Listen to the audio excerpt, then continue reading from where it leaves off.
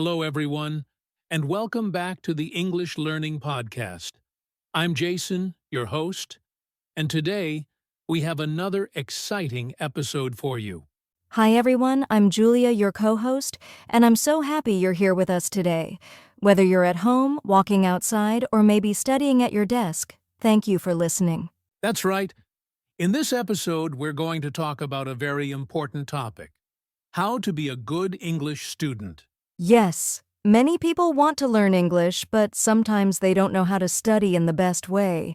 Being a good student is not just about going to class. It's also about your attitude, your habits, and how you practice every day. Exactly. And the good news is, anyone can be a good English student. You don't have to be perfect, and you don't need to know everything. You just need the right mindset and some simple strategies. In today's podcast, we'll share why being a good English student matters, what habits you can build, how to practice outside of class, and even how to stay motivated when learning feels hard. So if you sometimes feel lost in your English journey, don't worry.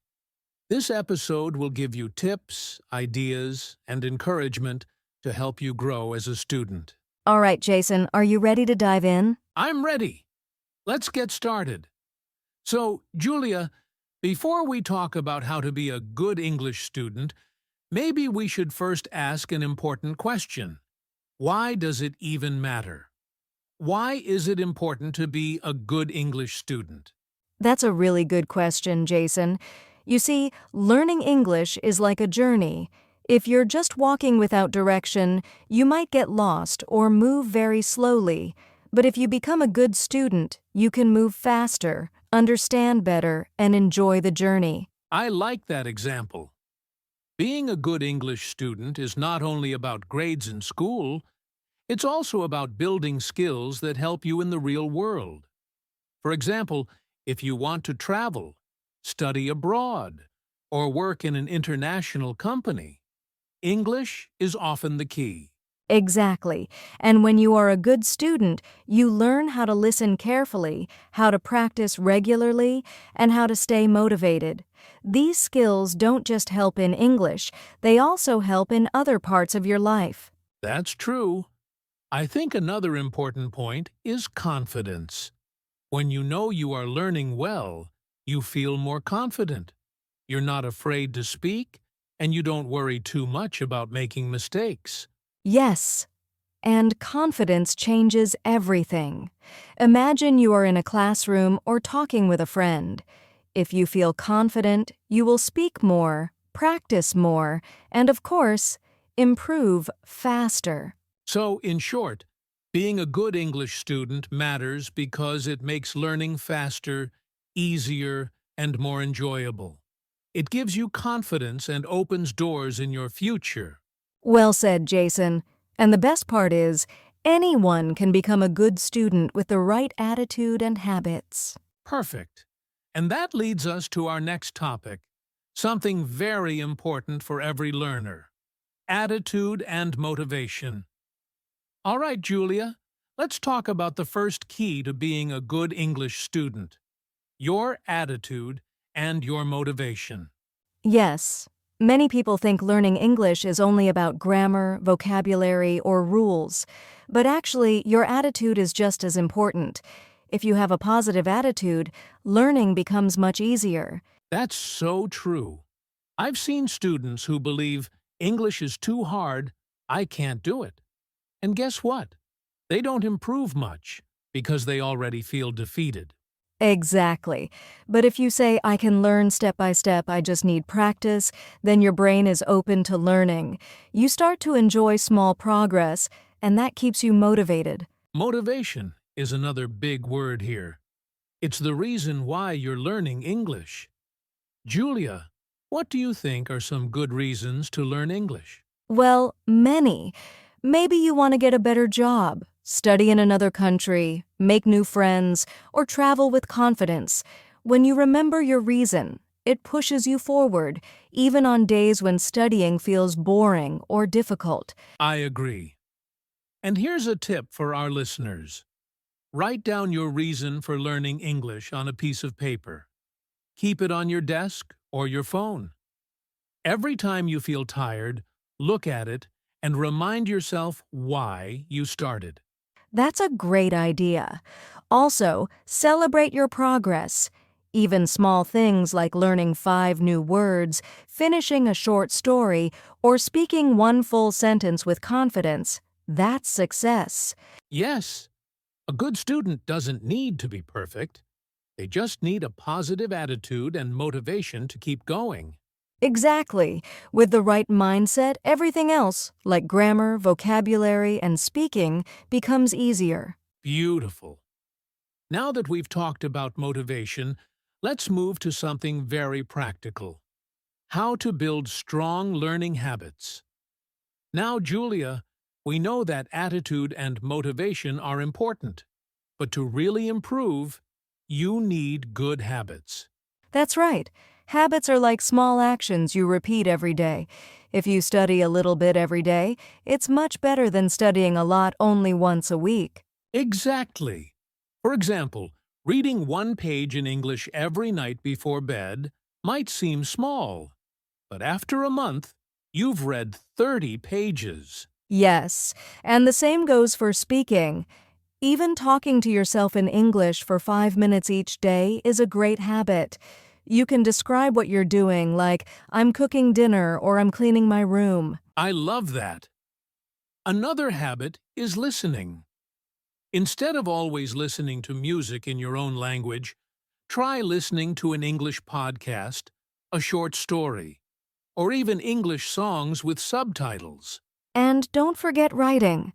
A good student can keep a small notebook or use their phone to write 3 simple sentences in English every day. Something like, Today I went to school. I met my friend. We talked about homework. That's a great example, Julia. These small habits build your skills step by step. You don't need long, complicated study sessions. What matters is being consistent. Yes, consistency is the key. A little every day is better than a lot only once in a while. So, to be a good English student, start small, repeat daily, and let your habits carry you forward. Exactly. And now, let's talk about another important part of learning, how to interact in the classroom and with your teacher. So, Julia, let's talk about something many English learners experience every day. The classroom. How can someone be a good English student inside the classroom? Good question. I think the first step is listening carefully.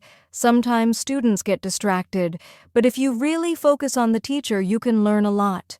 Yes, and another big one is asking questions. Some students are shy and think, if I ask, maybe I look silly. But actually, good students ask questions. It shows that you want to learn. Exactly. A teacher is there to help you. If you don't understand a word or a grammar rule, it's okay to raise your hand and say, Excuse me, can you explain again? That's right. And here's a tip. Don't just wait for the teacher. Try to participate. If the teacher asks a question, try to answer, even if you're not sure. Making mistakes is part of learning. Yes. In fact, teachers love when students try. Even if your answer is not perfect, your effort shows that you're serious about learning. Also, respecting the class is important. Be on time, bring your materials, and avoid using your phone. These small actions make you a responsible student. And don't forget about classmates. A good English student also learns from peers by listening, sharing ideas, and even practicing together. So, to summarize, listen carefully, ask questions, participate, and respect both your teacher and classmates. These habits make you shine in the classroom. Yes, and being a good student in class is the foundation. But outside class, you also need to take responsibility for your own learning. Exactly. And that's what we're going to talk about next. Self-study and responsibility. All right, Julia, we just talked about the classroom. But what about when students go home? How important is self-study? It's very important, Jason. In fact, learning doesn't stop when class ends. A good English student takes responsibility for their own learning. That means practicing even when the teacher is not watching. That's true. For example, if the teacher gives homework, don't just do it quickly to finish. Try to understand it. And if you finish early, you can always do more, like reading an extra page or learning new words. Yes, and self-study can be fun too. You can use apps, watch YouTube videos in English, listen to podcasts, or even play games that use English. I love that idea. I often tell students, don't wait for your teacher to teach you everything. A good student is curious. They look for answers and practice on their own. Exactly. Responsibility also means being honest with yourself. If you didn't study today, admit it and try again tomorrow. Don't give up. And here's a simple tip. Make a small plan. For example, 10 minutes of reading, 10 minutes of listening, and 10 minutes of writing each day. That's only 30 minutes, but it makes a big difference. Yes, and it's better than waiting for one big study day that never happens.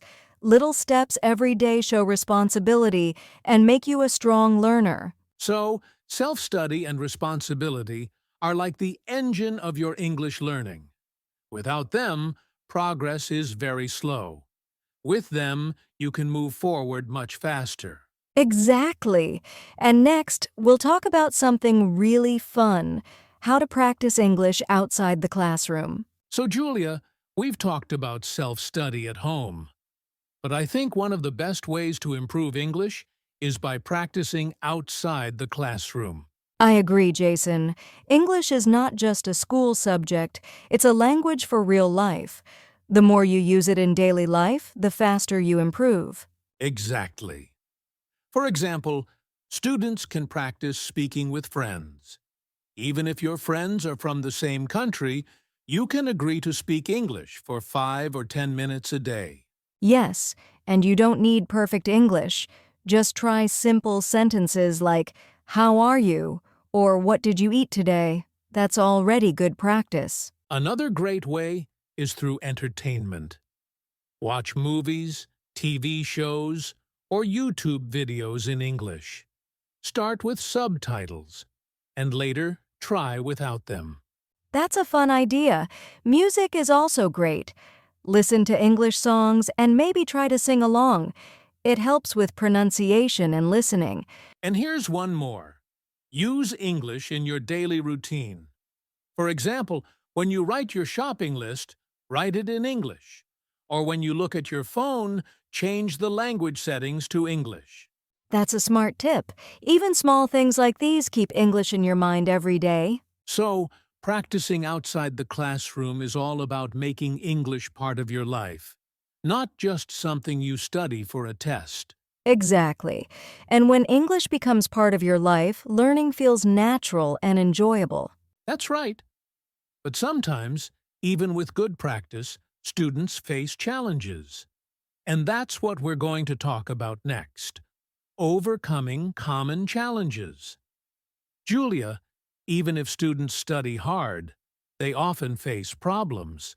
What do you think are the most common challenges English learners have? Good question. I think one big challenge is fear of making mistakes. Many students don't want to speak because they're afraid of saying something wrong. Yes, I see that a lot too. But here's the truth. Mistakes are part of learning. Every time you make a mistake, you have a chance to learn something new. Exactly. Another challenge is lack of confidence. Some students understand English in their head, but when it's time to speak, they freeze. That's so true. And the solution is practice. The more you speak, even if it's to yourself or with a friend, the more comfortable you become. Confidence grows step by step. Right? And another challenge is staying consistent. Many people start strong, but after 1 or 2 weeks they stop. Life gets busy and English practice is forgotten. Yes, that's a big one. A good tip here is to make English a small daily habit, not a big task. For example, 5 minutes of speaking, 5 minutes of listening, and that's it. Small is better than nothing. I agree. And here's something important. Don't compare yourself with others. Some people learn faster, some slower, and that's okay. Focus on your own progress. That's excellent advice, Julia. So even though challenges are normal, they can be overcome with the right mindset and consistent practice. Exactly. And now let's share some quick, practical tips that can help our listeners become even better English students. All right, Julia. We've talked about motivation, habits, and challenges. But let's give our listeners some quick, practical tips they can use right away. Great idea. Tip number 1, study a little every day. Even 10 to 15 minutes is powerful if you do it regularly. Tip number 2, don't be afraid of mistakes. Mistakes are not failures. They're steps toward improvement. Tip number 3, use English in daily life. Change your phone to English, write your shopping list in English, or even talk to yourself in English. Tip number 4, ask questions. In class or online, never be shy to ask. A curious student is always a good student. And finally, tip number 5, enjoy the process. Watch movies, listen to songs, and make learning fun. If you enjoy English, you'll never feel tired of it. Those are fantastic tips. Simple, easy, and very effective. Yes, and if our listeners follow even 2 or 3 of these tips, they will see big progress in their English journey. Absolutely. And now, let's wrap up today's episode with a short recap and a goodbye. Well, Julia, that was a great discussion today. We covered a lot about how to be a good English student, from motivation and habits to classroom tips and self-study. Yes, Jason, and I hope our listeners feel inspired. Remember, being a good English student isn't about being perfect.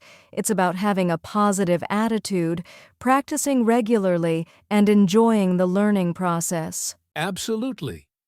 Keep using English every day, ask questions, and don't be afraid to make mistakes. Small steps every day lead to big improvements. And remember, everyone can become a good English student. You just need patience, practice, and the right mindset. Thank you so much for listening to the English Learning Podcast. We hope you enjoyed this episode and found it useful. Don't forget to subscribe, leave a comment, and share this podcast with friends who are learning English. That's right. And until next time, keep practicing and stay motivated. Goodbye, everyone. Goodbye. Keep learning and have fun with English.